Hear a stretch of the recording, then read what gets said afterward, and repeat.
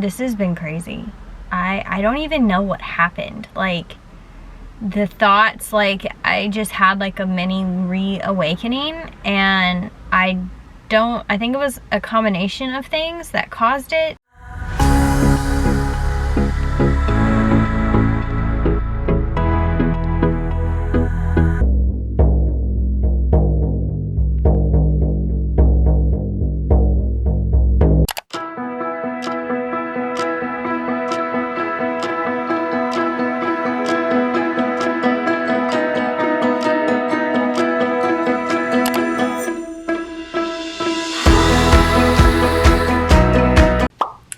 Hey guys, so I'm just wrapping up some Reiki sessions. I had 2 today, so it is Tuesday, September 20th. So I thought I would take you guys along with me today. You saw I just used my normal sound, some crystals, and then some sage and Palo Santo. Beautiful messages came through for these ladies. Like, there was a lot of energy. I just love how each session is so different, and especially one is a returning client that I've had for 3 times. I think this was her 3rd session. Her energy was so different than from the first time she came to now, and it's just crazy to see like the transformation if you just like keep working with this, like evolving and working with the energy. So cool. But anyway, so now I am actually going to clean up the room. I am going to fill my books out. That's how I track my sessions. And then I'm changed for the gym. I don't know if I'm gonna go or not, but we shall see. But I wanted to take you guys along with me this week, do kind of like a week in the life, obviously, of an energy worker, and we are going to be camping. There's birds. We're gonna be going camping, so I kind of wanted to do like a camping, get ready with me type of thing, see what I pack, see all the food and stuff. So I'm so excited to take you guys along with me. I'll do a separate vlog because I know there's just gonna be so much content that I want to. Can't talk right now. I don't think I'm fully in my body. But there's just so much content that I'm going to want to get and show you guys. It's going to be beautiful. So, anywho, let's get this week started. Welcome to the vlog.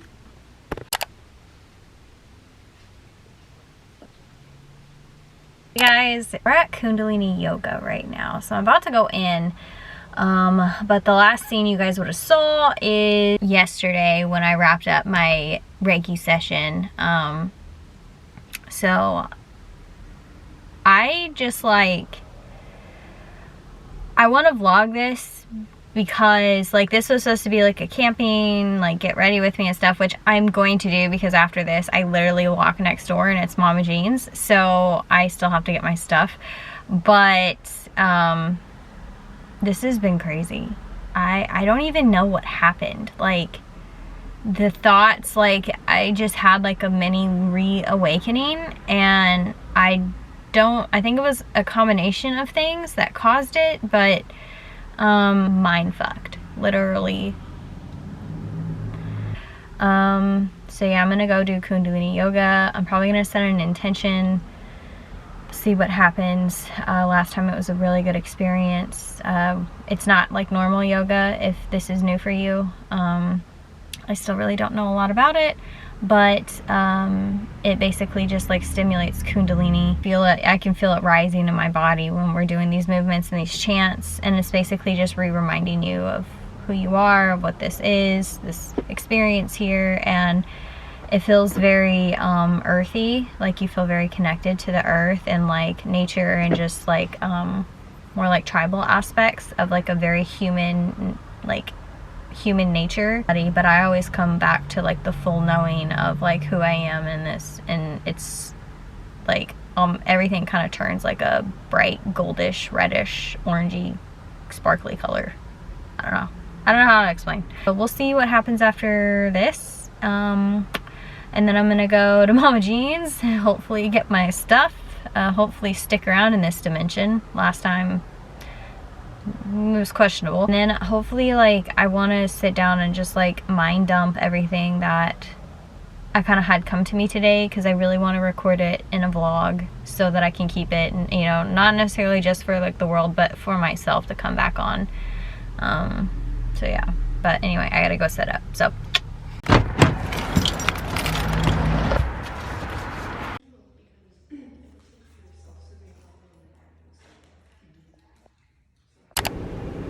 wow, that was awesome.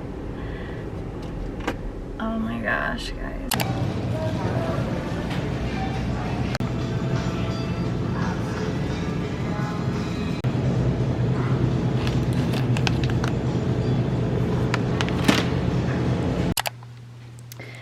And then I got some tomatoes, no salt. I'm gonna probably, they were like 4 for $5.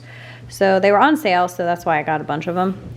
So I'm gonna probably make some salsa for a dip and vegetables. Coconut water to stay hydrated. Another one of these, and then some strawberries.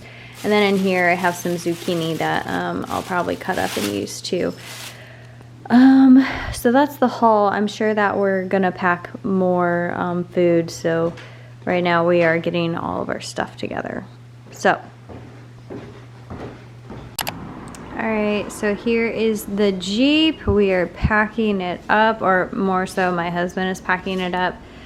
Put all of our camping stuff in totes, packing the cooler, or yeah, packing the cooler.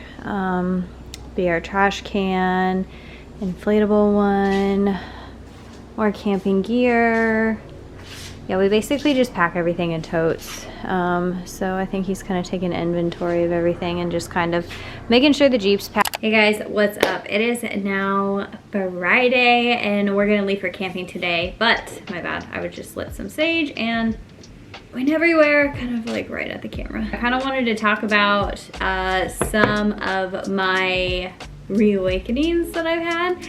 I really wasn't even planning on doing this vlog, honestly, and it's not really a formal like sit down, like answer question type of thing. It's just like, I really want to document this for my own sake, and just sharing with others. It's something to look back on when I want to remember. If so, I will probably forget this. So I wrote it down. So essentially what had happened, what kind of sparked it to begin with, is I was doing a lot of energy work this week. I was having clients almost daily. I had been doing at least like 2 hours of energy work at night, combined with my own practice when I was home. So that led to a lot of inner work, I guess you want to say, a lot of clarity, and I didn't even mean for it to. I wasn't necessarily looking for anything. It was just, I started to see symbolism and directions that I needed to head to, things that were appearing in books, and then those would synchronize with things that people were coming to me and talking to me about. And so I'm like, oh my gosh, like this is totally making complete sense.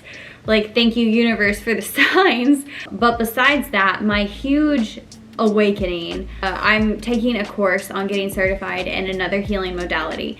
And in one of the modules, it's called the Wonder Theory, I guess is the name of it.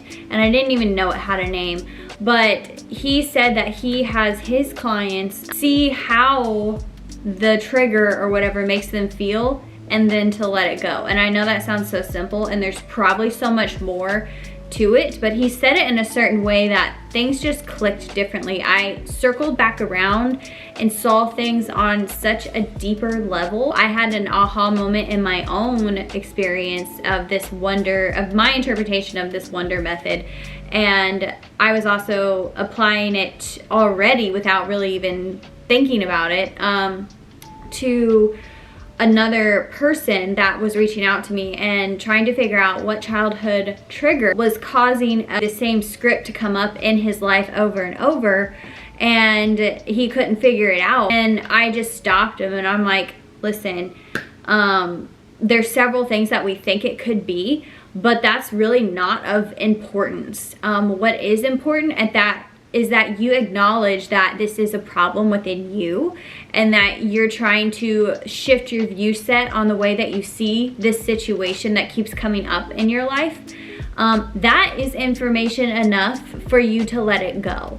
The human mind wants to, for some reason, assign logic and reason to the emotion. It's like once we can recognize of why we're feeling something, we need to like figure it out for some reason, and then we feel like we can let it go. But at the same time, when you're bringing up old memories or something like that, it's almost like you're ingraining this cycle into your identity of, I had this childhood issue. Like you're then flinging your body into the past and giving yourself, you know, some kind of logic, or I don't even want to say excuse, to feel the feel that you do. It's kind of like keeping it there because you're identifying with it. You know what I mean? Rather than just letting it go and then just being okay with the way that you feel. Just give yourself permission to let it go, and it does. It's kind of like you feel a trigger or a trauma, give yourself permission to feel that way. There is no reason to identify it even further. The feeling itself is identification enough itself that you have an issue and that you can let it go.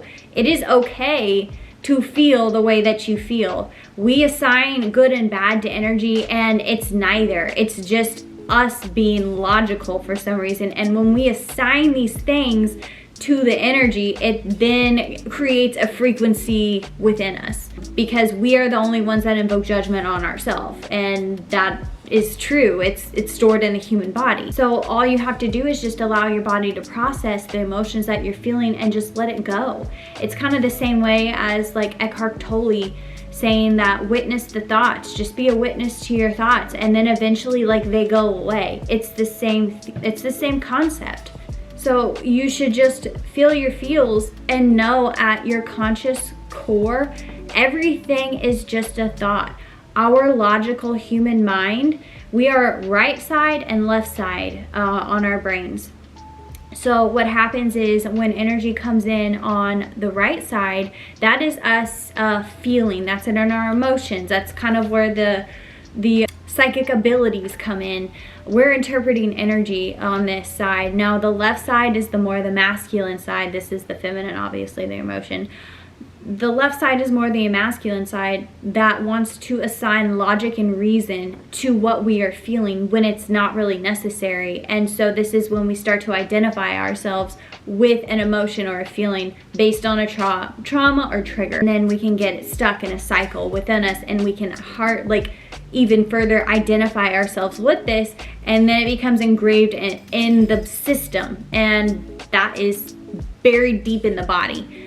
And it makes it harder to get rid of because you've identified so hard with it over a long period of time, hence childhood trauma. Just even further to go down the rabbit hole that everything is just a conscious thought. Everything starts as a conscious thought. Their energy is just a thought. You honestly are just a thought. A thought is energy. It's an intention. With that comes a frequency. And that is based on the frequency, really is based on the emotion. You know, is it a good one or a bad one based on your logic on it? Really neither is. It just is. So we just know from our experience that high vibration heals, low vibration doesn't feel very good. And that's what we use to gauge, you know, our decision making and how we feel and our learning here on earth. Hence of what gets stuck in the body. You can see that lower vibrational thoughts and frequency getting stuck and then on repeat in the body based on you, the conscious creator of that. Not to say that it's your fault or anything like that. It's just the human way of how we function based on you, the conscious creator of that thought and that frequency. It gets stuck in the body, and then you identify it, you hold on to it. That turns into dis-ease, and that dis-ease, all disease, has a certain frequency that it vibrates. Those cells in your body vibrate that frequency. They are an intelligence of themselves. That's just how life is a test. That's how your mindset literally is freaking everything. You are the mind of God. It's everything. And if you can change your mindset on these things, if you can see the deeper meanings of life, if you can understand the energy and understand how you can manipulate it to help you in your life and to heal yourself, like body, mind, spirit, it's everything. Like energy is literally everything. It's truly the only thing that exists. So like one of these would be an example of this would be like an identification. Say that you were an addict of some sort. We'll just say like an alcohol addict. And then you recovered, you told yourself, you know, you did recover from it, but you still label yourself as a recovering addict because you don't like to go out to bars or anything like that. Or you have alcoholic cravings when you get stressed or something like that. And when you get that craving for alcohol, then you identify yourself with that. Oh, well, I'm a recovering addict and this is why I have this craving. Hence further tying you to that energy.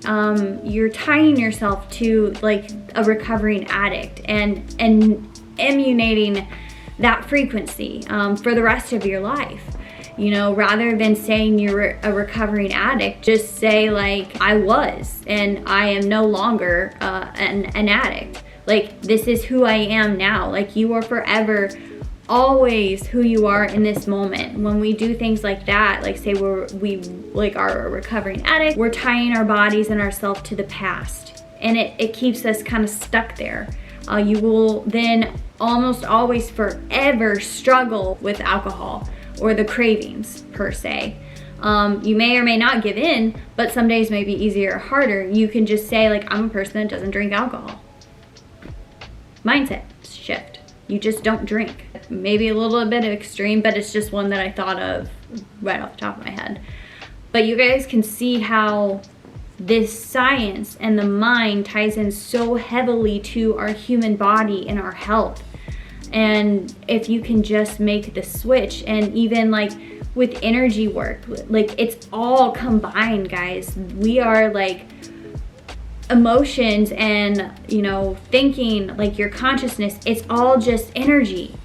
And that ties in directly with energy work, with spirituality, because you are the consciousness that is inside running this human body. How could that not tie into your belief system? You know what I mean? You're proof of it. So it's just like having this kind of like deeper meaning and reawakening to like, we don't have to identify ourselves to these thoughts. We don't have to judge ourselves for having these thoughts, as it just re-invokes the idea that we are this thing, or it just makes it worse and it creates more of that feeling within you. And if we can just give ourselves permission, stop assigning logic to it, we can just let it go. Like that's all the spiritual text and everything say, just let it go. And that's what they mean. Let the emotion process itself and let it go. And give yourself permission, show yourself love. It's okay. Pretty much that's kind of the rabbit hole I went down. I don't really know how much sense that made, but we shall see. Anyways, guys, I still have some stuff to do for camping. And yeah, this is supposed to be like a camping vlog, like I said, but I had to get this out, and I don't even know if I did it justice, honestly. So anyway, I have a few more things to do to get ready for camping, so I might show you guys some stuff.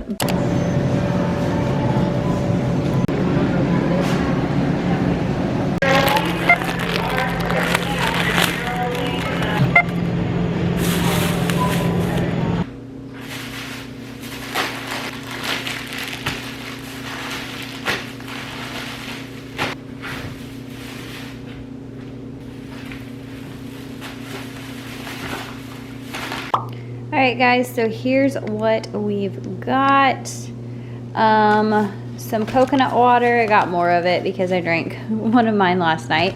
So picked up some because I'm sure other people are going to drink it. big bag of broccoli because I like to just snack on veggies, and these are why I got the sweet peppers too. They are amazing. Celery, I like to snack on that, and I'll probably dip it in like sauce or something like that, or salsa. Chomps. These are not mine. I just get them from my husband, so he really likes beef jerky, and this is a cleaner version. So dates, I love me some dates. I could probably eat this whole bag. Strawberries, because those are my jam. I got some more rice cakes because I ate some of mine last night, and my husband did too. So I'm sure he'll have some of these too. But these are good at night. I like to put either fruit on them or like some chocolate, or they just like give you that popcorn feeling, and we don't really have popcorn out there camping. So, but headache medicine because you never know. Spray oil for cooking. I needed that for my face wash. And yeah, that is pretty much about it. For that should wrap it up. I got some water. Obviously we're gonna bring beer and coolers. So what I pack later on today, I will show you what I pack.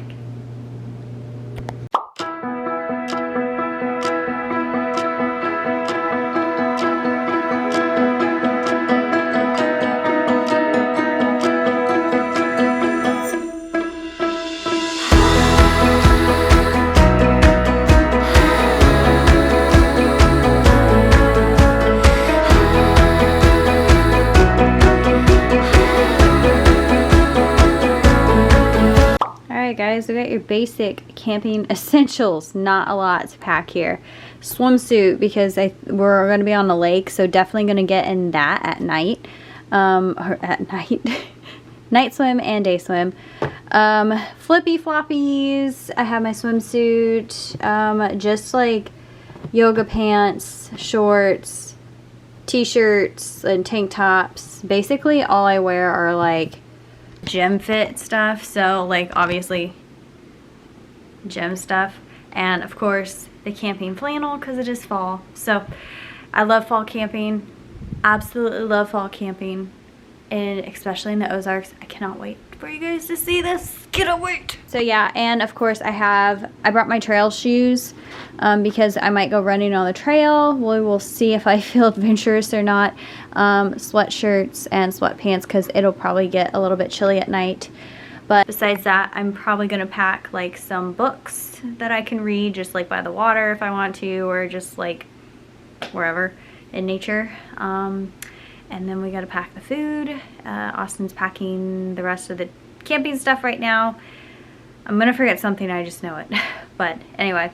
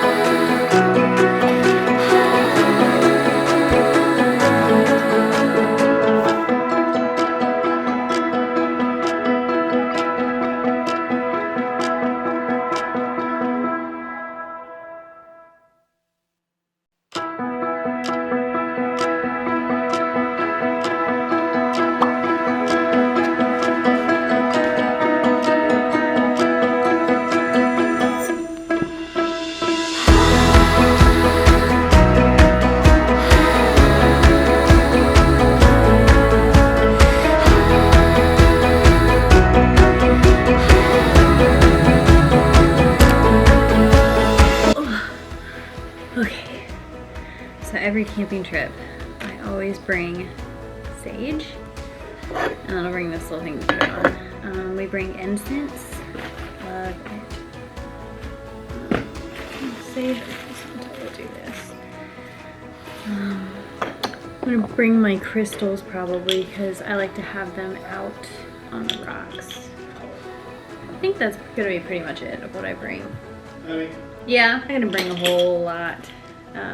Just because like it's where we're staying at in the campgrounds. or it's a primitive site. So we actually have to hike into the woods to get to where we're at. So we don't really want to carry that much.